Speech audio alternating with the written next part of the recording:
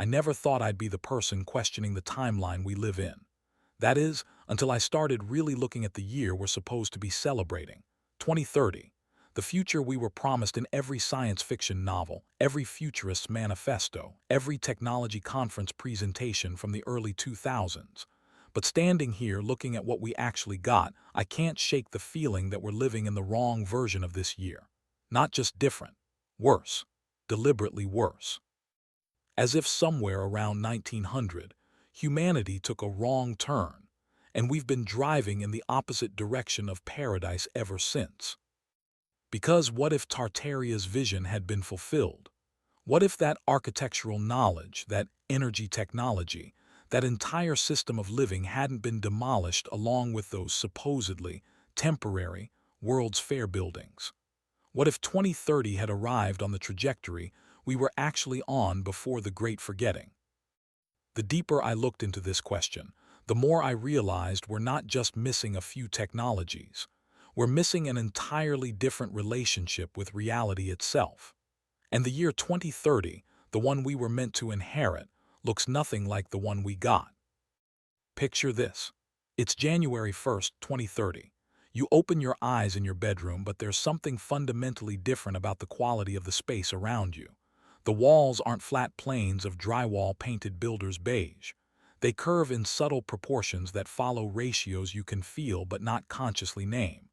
Golden mean spirals, Fibonacci sequences expressed in three-dimensional form. The ceiling isn't a simple flat surface 8 feet above you. It rises in a gentle vault, proportioned to create specific acoustic properties. When you speak, your voice sounds clearer, more resonant, as if the room itself is designed to enhance the frequencies of human speech. The windows aren't just rectangular holes cut into walls for light. They're positioned according to stellar mechanics, aligned so that on the equinox, sunlight enters at precisely the angle to illuminate the geometric patterns carved into the far wall.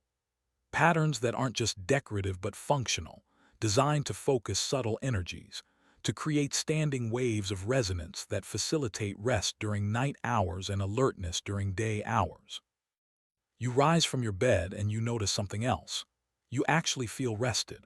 Not groggy, not requiring stimulants to function, but genuinely restored. In the 2030 we got, sleep disorders affect 70 million Americans, and the global sleep aids market is worth billions. But in the 2030 that was meant to be, your bedroom is a resonance chamber optimized for biological recovery. The materials used in its construction, copper wiring integrated into the walls not randomly, but in precise geometrical patterns, create a gentle electromagnetic field that aligns with your body's natural circadian rhythms. The building itself facilitates healing while you sleep. This isn't luxury. This isn't available only to the wealthy. In the fulfilled Tartaria timeline, this is standard. Every dwelling, from the smallest urban apartment to the grandest estate, incorporates these principles because the knowledge was never lost. The architecture serves the inhabitants' consciousness, health, and well-being as its primary function, not as an afterthought to be added later through expensive wellness retrofits.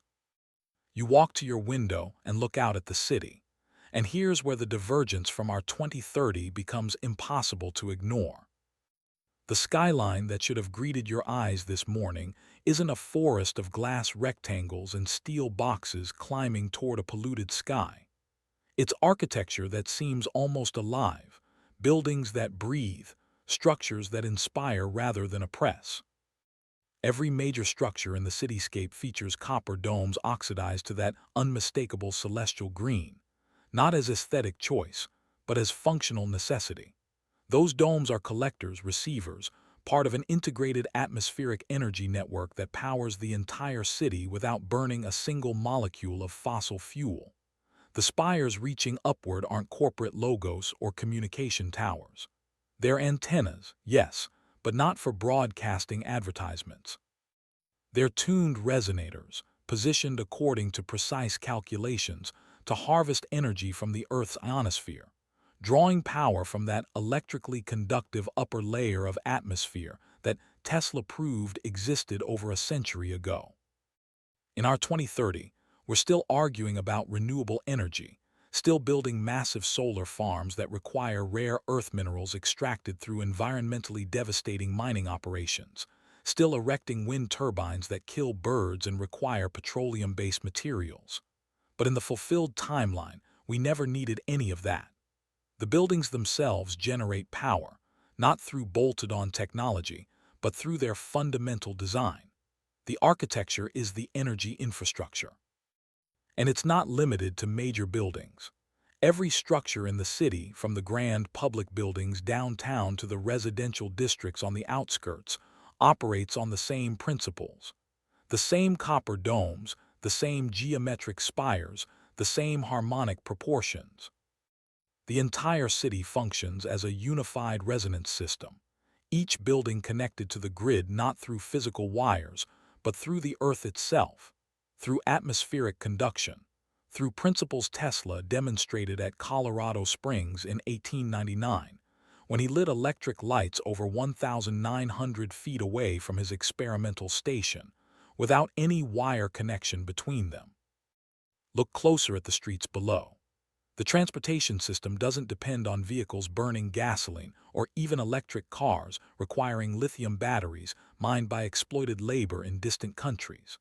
The rail lines running through the city aren't carrying diesel-powered trains or even modern electric trains drawing power from coal plants. They're elegant vehicles moving silently along tracks that function as conductors, drawing energy from the telluric currents flowing through the Earth's surface. Those ornate stations that look like cathedrals, with their vaulted ceilings and precise geometric proportions, they're not just pretty. They're amplifiers, nodes in the energy network, structures designed to boost the power flowing through the transportation system. This isn't futuristic technology we're waiting to invent. This is the technology that existed before 1900 and then mysteriously stopped. In the fulfilled timeline, it simply continued developing. The elaborate underground networks beneath every old city, those systems we're told are just sewers and utility tunnels. In this timeline, they're still functioning as designed, as conductive pathways, as hydraulic energy distribution channels, as the invisible infrastructure that makes the visible world possible. In our 2030, if you're lucky enough to have a job, you're probably spending 8 to 12 hours a day in a fluorescent-lit office building or working from home in video conference boxes, performing tasks that feel increasingly meaningless, generating value for distant shareholders you'll never meet, your creativity and intelligence funneled into narrow productivity metrics. But in the 2030 that was meant to be, work looks fundamentally different. Not because of labor laws or union negotiations or social movements, but because the abundance economy made possible by free energy fundamentally transformed what work means. You're not laboring to pay utility bills because there are no utility bills. Energy is as free and abundant as air. You're not working to afford housing because the architectural knowledge is widespread. The materials are durable and reusable, and building techniques are efficient.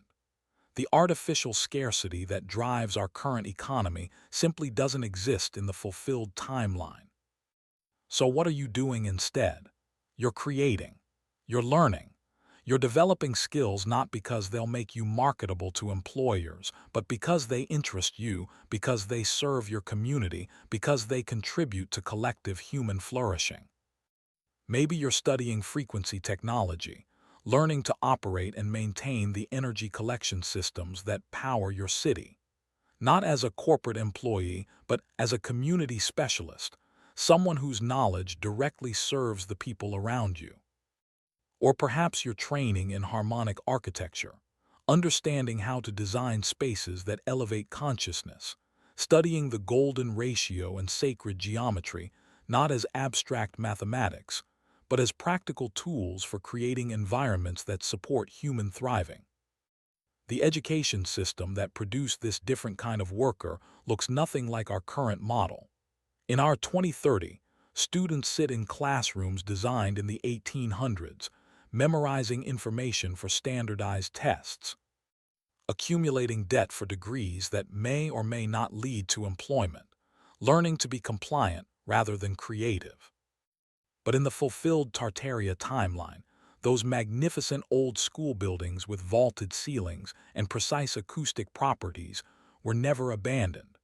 They're still functioning as learning environments optimized for consciousness development. Children don't just memorize multiplication tables.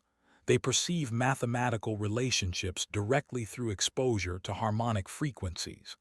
They don't just learn physics from textbooks. They interact hands-on with the energy infrastructure, understanding how resonance, how tuning, how alignment with natural forces makes technology possible. The curriculum includes frequency perception as a fundamental skill, taught from early childhood just as we teach reading and arithmetic.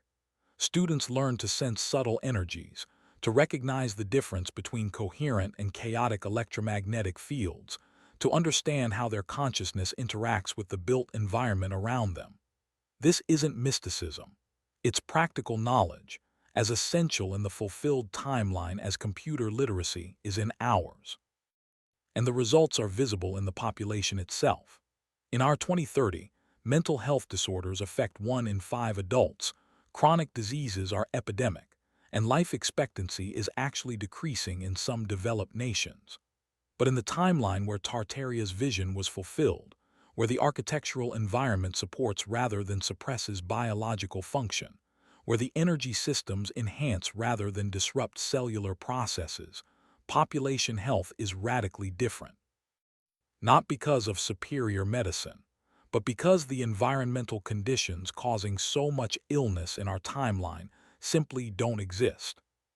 Here's where the divergence becomes truly staggering.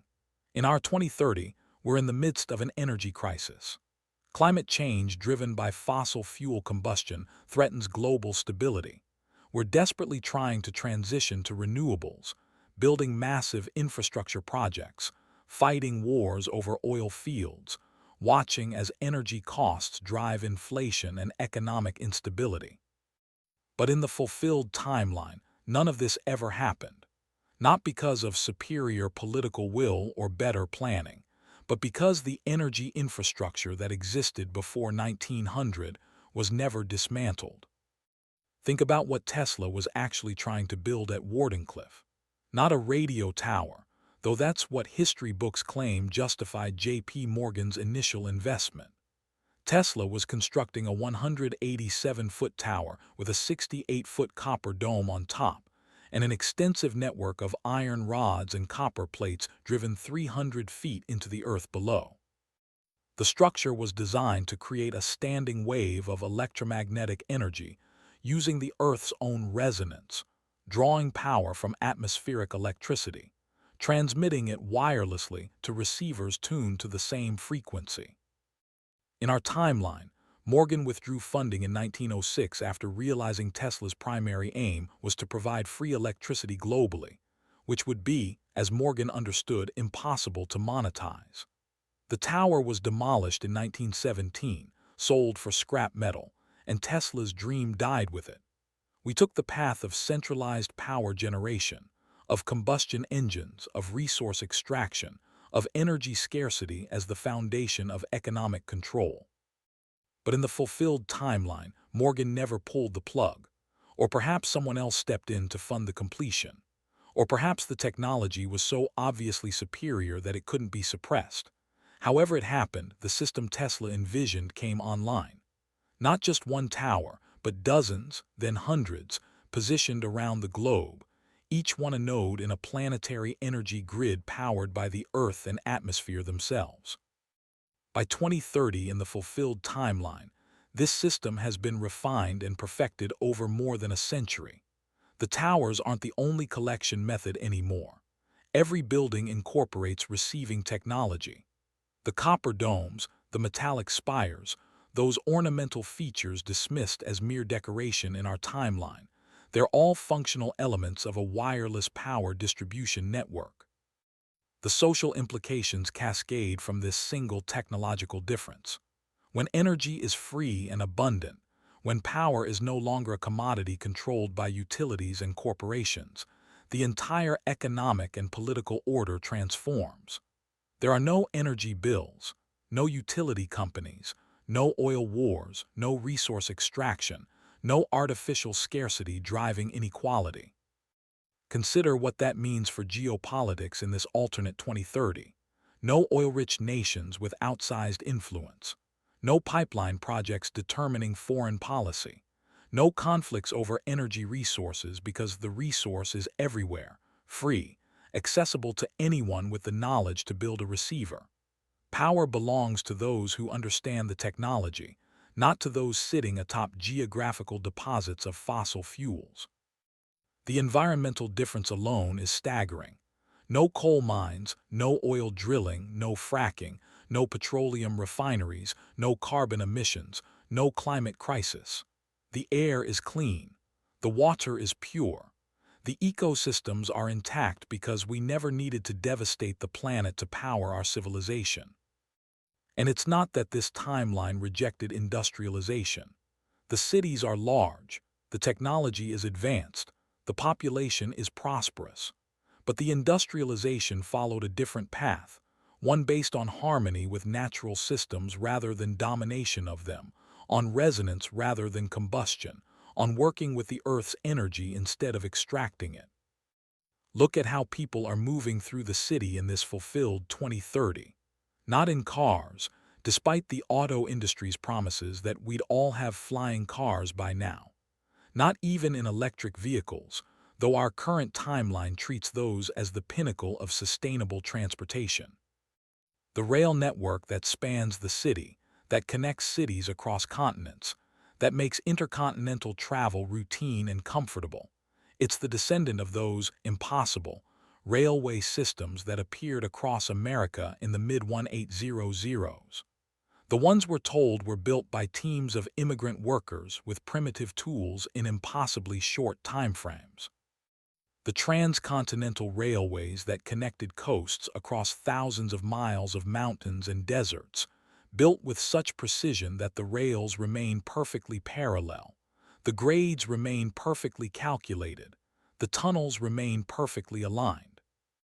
In our timeline, we're told these were engineering marvels, once-in-a-lifetime achievements that would be difficult to replicate even with modern technology.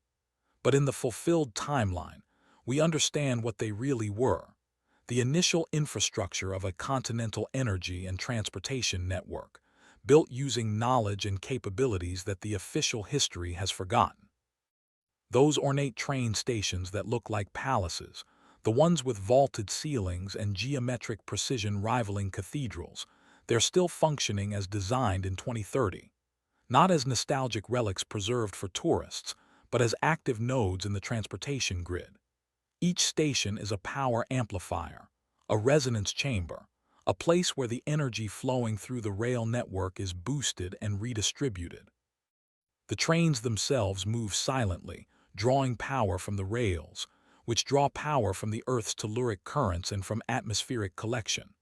No diesel engines, no overhead electric lines, no onboard batteries. The vehicles are elegant, efficient, lasting for decades or centuries because they're made from durable materials properly aligned, not designed for planned obsolescence. And the travel experience reflects this different technological foundation. Crossing a continent takes hours, not days, because the system operates at speeds only limited by passenger comfort, not by energy efficiency or fuel consumption. The journey is silent, smooth, comfortable. The stations you pass through are beautiful, inspiring, spaces that elevate rather than depress the spirits of travelers. This isn't science fiction. Every element of this system is based on technology that demonstrably existed before 1900 and then mysteriously transitioned to inferior alternatives. The shift from this elegant, efficient, energy-abundant system to diesel locomotives, and then to our current hodgepodge of transportation options, didn't happen because of technological advancement. It happened despite technological regression. In our 2030, healthcare is a nightmare of complexity, expense, and limited effectiveness. Chronic diseases affect the majority of the population. Cancer rates climb year after year. Autoimmune disorders are epidemic. Mental health crises affect every demographic, and the medical establishment responds by treating symptoms, prescribing pharmaceuticals, performing surgeries, managing decline rather than facilitating healing. But in the fulfilled Tartaria timeline, the medical landscape is incomprehensibly different, not because of miracle drugs or advanced surgical techniques, but because the environmental conditions causing most illness in our timeline simply don't exist. The buildings people live and work in don't expose them to toxic materials, electromagnetic pollution, frequency disruption, or disharmonious spaces. The architecture itself supports biological function through resonant frequencies, golden ratio proportions, acoustic optimization. People spend their lives in environments designed to enhance rather than degrade cellular health. The energy infrastructure doesn't bathe the population in artificial electromagnetic fields that interfere with biological processes. No cell towers radiating microwave frequencies through residential neighborhoods. No high-voltage power lines creating chaotic electromagnetic fields. No wireless routers in every home disrupting cellular communication. The energy transmission in the fulfilled timeline operates at frequencies that resonate with rather than disrupt biological systems. The food system, freed from the economic pressures of artificial scarcity and energy costs, produces actual nutrition rather than calories. Agriculture in this timeline never industrialized through petroleum-based fertilizers and pesticides. The abundance economy, enabled by free energy, allows for farming practices focused on soil health, nutrient density, and biological harmony, rather than maximum yield at minimum cost. So when you encounter the medical facilities in the fulfilled 2030, they look nothing like our hospitals. Those grand public buildings with their vaulted ceilings and precise geometric proportions, they're not just beautiful spaces. They're healing chambers, designed using acoustic technology to facilitate biological recovery. The same principles underlying the cathedral pipe organs, those massive instruments that create standing wave patterns of specific frequencies, are applied therapeutically. Diagnosis doesn't require invasive procedures. Practitioners trained in frequency perception can assess biological coherence directly, sensing disruptions in the body's electromagnetic field. Treatment doesn't mean pharmaceuticals with side effects. It means exposure to specific harmonic frequencies that facilitate the body's innate healing capabilities. Sound as medicine, not metaphorically, but literally. And the population health statistics reflect this fundamentally different approach. Life expectancy in the fulfilled timeline isn't decreasing, it's extending, not through heroic medical interventions but through environmental conditions that support longevity. Cancer isn't epidemic because the environmental triggers, the electromagnetic pollution, the toxic materials, the disharmonious spaces, they never became ubiquitous.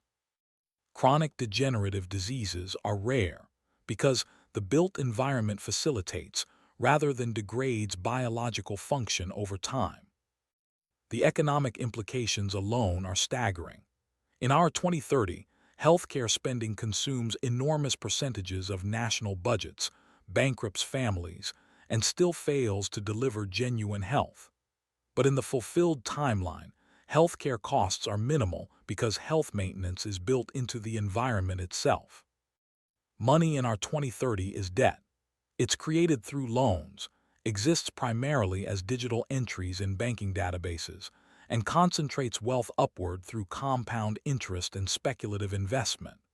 The financial system extracts value from productive work, rewards manipulation over creation, and creates artificial scarcity in the midst of potential abundance.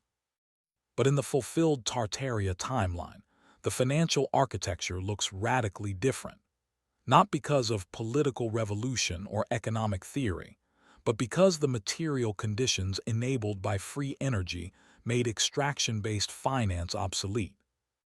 Those magnificent old bank buildings in every city, the ones that look like temples with their vaulted ceilings and intricate metalwork, In our timeline, they've been converted to event spaces or demolished or repurposed. But in the fulfilled timeline, they're still functioning as financial institutions, though not in any way our current banking system would recognize. They're clearing houses, yes, but for community currencies based on actual productive capacity rather than debt creation. The elaborate underground connections these buildings have, the links to the same subterranean systems that carry the energy infrastructure. They're part of an integrated network where financial transactions are recorded and cleared through the same grid that distributes power. The currency itself is backed by tangible value, by productive work, by real resources, not by debt and government decree. Local communities issue their own currencies based on their own productive capabilities. Exchange between regions happens through those temple-like bank buildings, which serve as neutral clearinghouses rather than controllers of money supply. There's no central banking system extracting wealth through interest rates and monetary policy. There's no speculation driving boom-bust cycles. There's no financial aristocracy accumulating ever larger percentages of total wealth while productive workers struggle. The system facilitates flow rather than enabling extraction. And because energy is free, because basic needs are easily met, because the productivity of this society is high, the wealth inequality that characterizes our 2030 simply doesn't exist in the fulfilled timeline. Not because of taxation or redistribution, but because the mechanisms that concentrate wealth in our system, the artificial scarcity, the energy extraction, the debt-based money creation, they're not present in this alternate path. Consider what this means for your daily life in fulfilled 2030. You're not working primarily to service debt or to afford basic necessities. You're not renting because you can't afford to buy. You're not one missed paycheck away from homelessness. The economic anxiety that characterizes our timeline, that drives so much stress and conflict and desperation, it's absent not through superior social safety nets, but through fundamentally different material conditions. The most profound difference between our 2030 and the fulfilled timeline isn't technological. It's consciousness itself. In our world, we're distracted, fragmented, operating at a low baseline frequency, chronically stressed, disconnected from natural cycles, bombarded with electromagnetic noise, living in disharmonious environments that actively suppress elevated states of awareness. But in the 2030 that was meant to be, consciousness development is foundational. Those magnificent cathedrals and public buildings, they're not museums or tourist attractions. They're functioning exactly as designed, as consciousness elevation chambers. The architecture creates specific frequencies through its proportions. The golden ratio isn't aesthetic preference, it's mathematical harmony that resonates with human perception at a fundamental level. The massive pipe organs create standing wave patterns that affect brainwave states directly. The acoustic properties of the spaces facilitate meditation, ecstasy, heightened perception without any chemical intervention. Spiritual practice in this timeline isn't based on belief or faith.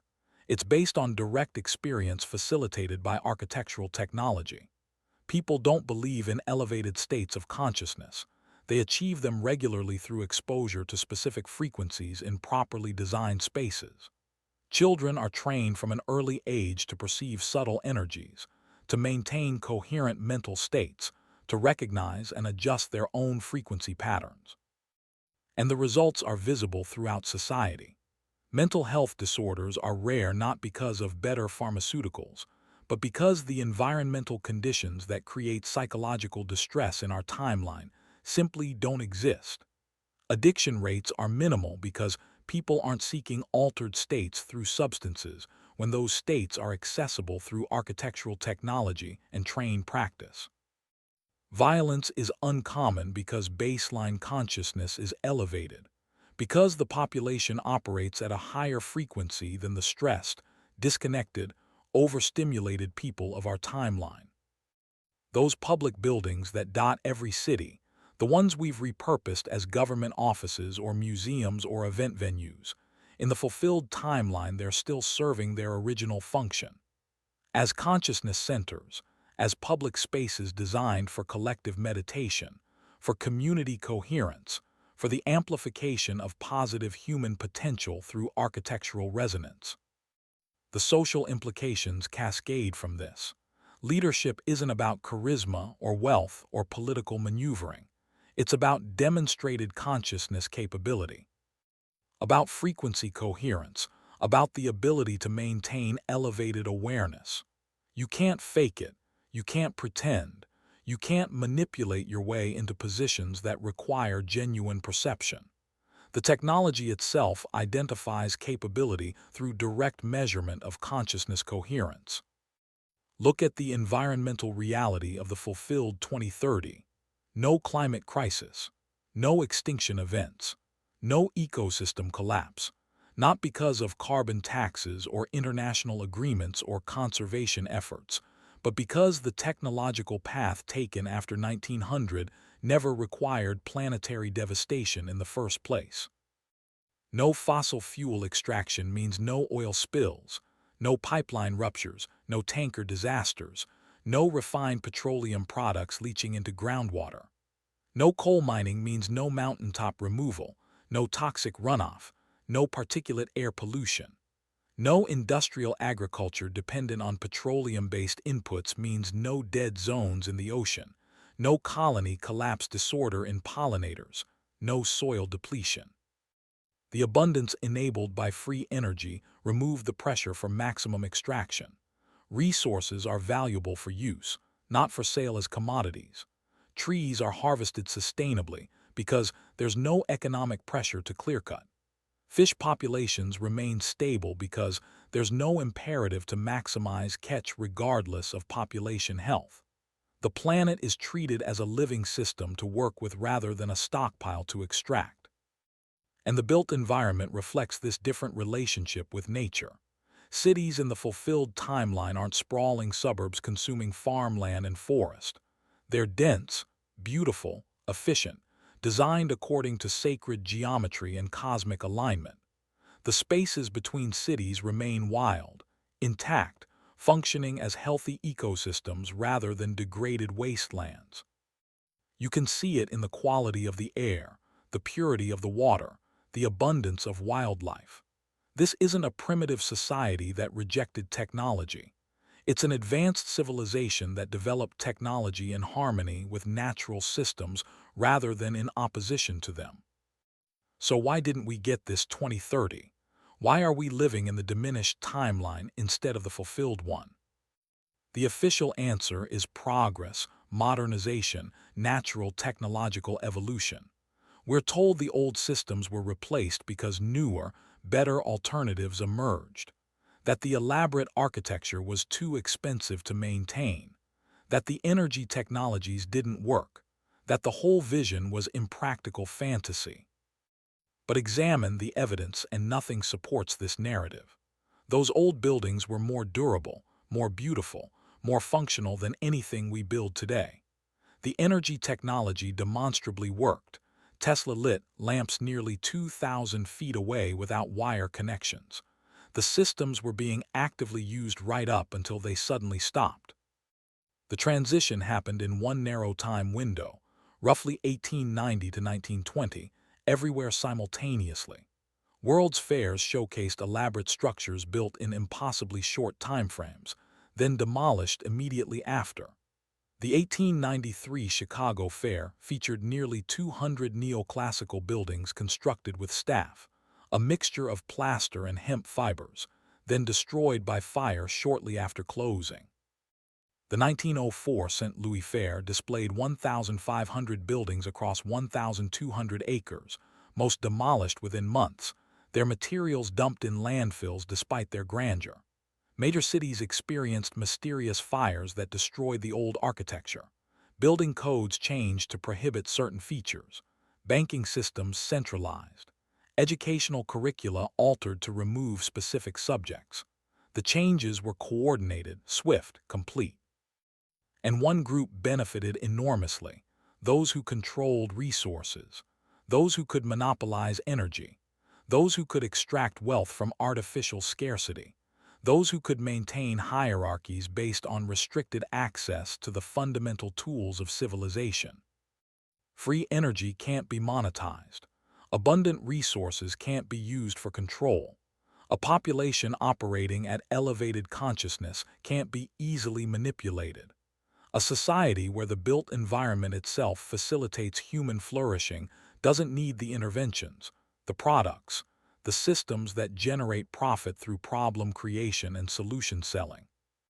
The world we got serves someone, but not us.